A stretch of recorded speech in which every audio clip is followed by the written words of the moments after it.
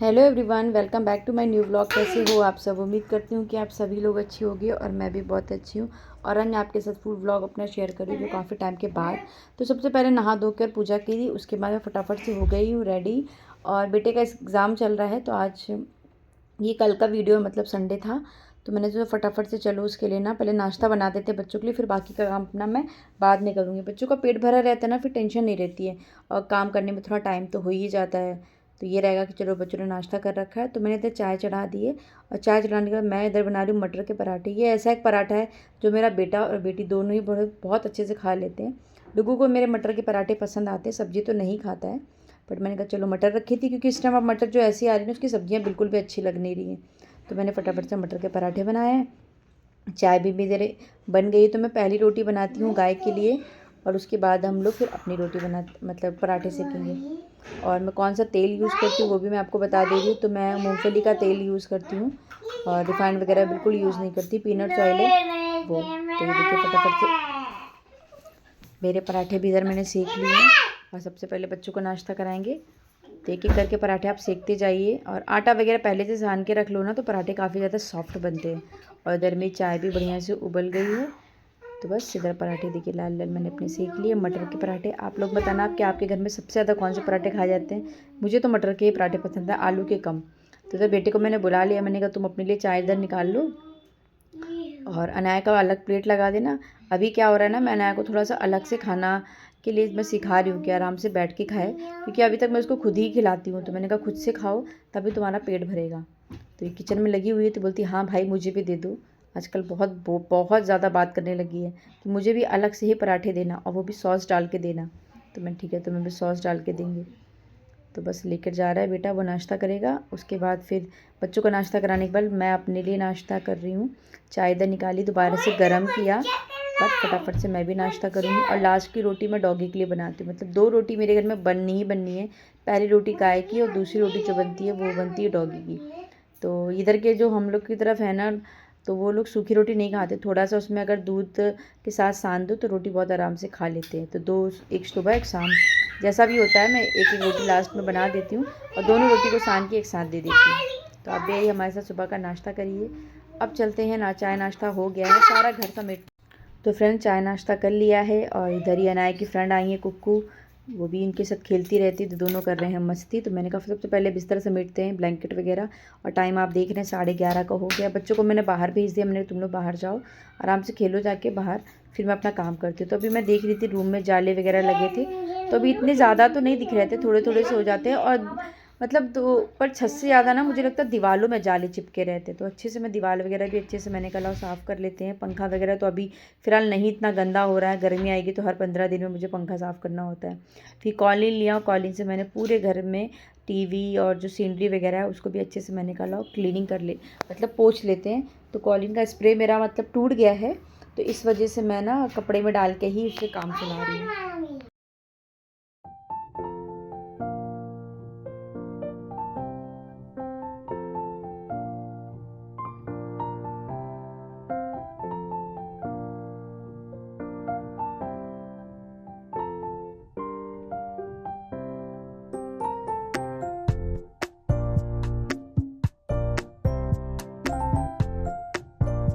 तो दीवारों की सारी पेंटिंग वगैरह साफ़ करने के बाद बारी आती है सोफ़े को साफ़ करने की। तो इसके नीचे भी बहुत ज़्यादा डस्ट हो जाती है जो हमें दिखाई नहीं देती है।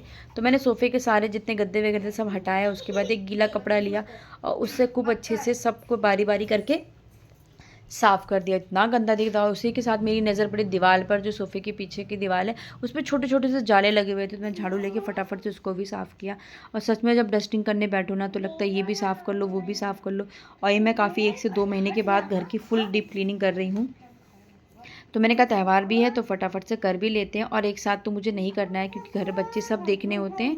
तो मैं एक एक करके करती हूँ, जैसे आज ये वाला रूम कर लूँगी, फिर पीछे वाला रूम करूँगी और फिर लास्ट में मैं किचन करूँगी। पर होली के पहले मैं सब निपटा दूँगी। उसके बाद मैंने इस तरह का रेड कलर का है ये मेरा सोफ़े कवर वो लगाया। कुशन कवर वगैरह मैंने सब मतलब फैलाए हुए थे, तो उनको मैं उल्टा ही करके रखा था, मैंने सीधा नहीं किया। तो फटाफट से मैं रखूँगी और ज़्यादा मेरे पास कुशन नहीं है। उसके बाद बारी आती बेडशीट चेंज करने की।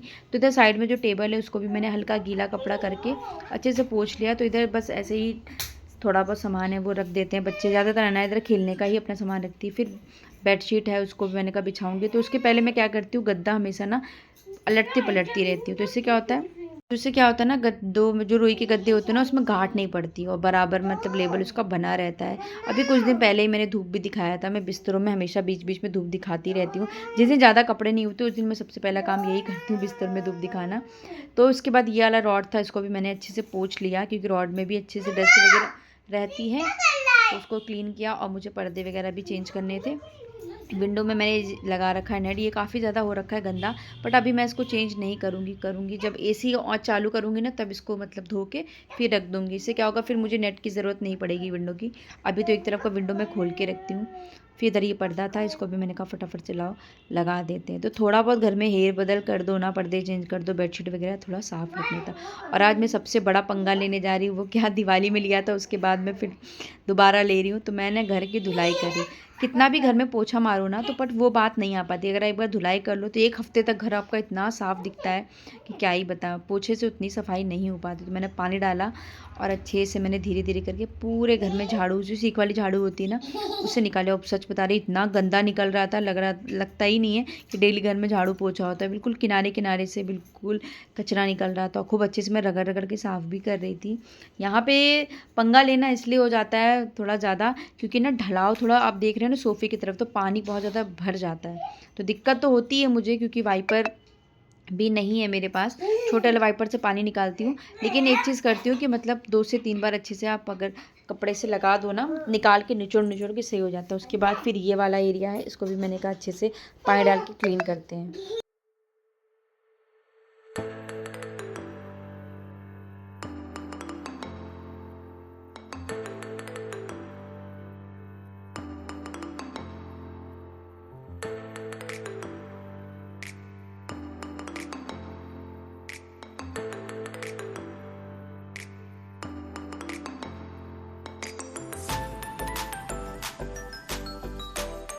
फिर उसके बाद मैंने अच्छे से 2 से 3 बार पोछा लगाया। इससे जितना भी पानी होता है सब पोछे में हमारा आ जाएगा और घर में बिल्कुल भी मतलब किसी भी तरह का दाग नहीं रह जाएगा। क्योंकि धुलाई के बाद अगर वाइपर करके भी आप छोड़ दोगे ना तो दाग रह जाता है। तो मैं क्या करती हूँ, पोछे से 2 से 3 बार ऐसे लगाने से पूरा मतलब पानी निकल आता है। तो देखिए एक एक करके सारा, और कितना पानी है, मतलब आधी बाल्टी मेरा भर गया था। डलाव बहुत ज़्यादा है। तो आप लोग मुझे कमेंट में लिखना कि आप लोगों ने कि अपना घर की साफ़ सफाई शुरू करी या नहीं। अकेले हैं तो आप इतना काम को लेके मत लीजिएगा कि नहीं करना ही करना है, एक एक करके थोड़ा थोड़ा करके करेंगे ना तो हो जाएगा। और अभी मेरे बेटे के एग्ज़ाम भी चल रहे हैं ना डुगू के, तो थोड़ा मुझे उस पर भी बहुत ध्यान देना होता है। आज संडे है तो मेरे लोग को मैंने बाहर भेज दिया है, नाश्ता वाश्ता आपने देखा कि मैंने करा ही दिया, तो आराम से अपना काम करूँगी। 1 से 1.5 घंटा लगता है, लेकिन हाँ उसके बाद जो सुकून मिलता है ना अपने घर को देख के, उसका आप क्या ही कह सकते हो। मेहनत तो बहुत है। तो देखिए बढ़िया से कर लिया है, इधर अच्छे से झाड़ू पोछा लगा लेंगे।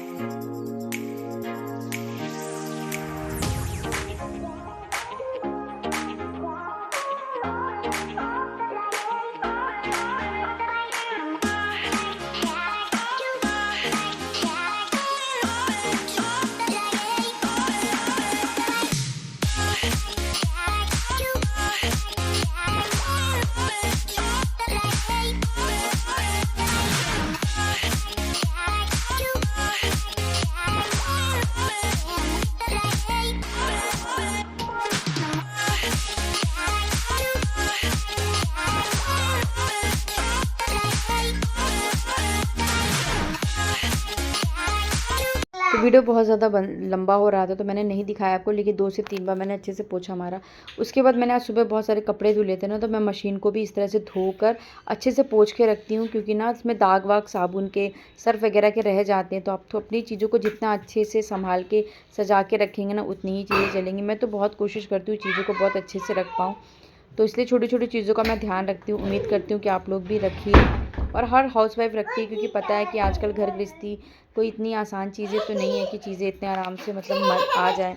हर चीज़ महंगा है, इलेक्ट्रॉनिक आइटम तो दिन पे दिन महंगा होता जा रहा है। मेरी जो पहले वाली वॉशिंग मशीन थी वो तो मेरी 13 की थी, मतलब 13,000 की थी, और ये वाली तो मेरी 15,000 की है।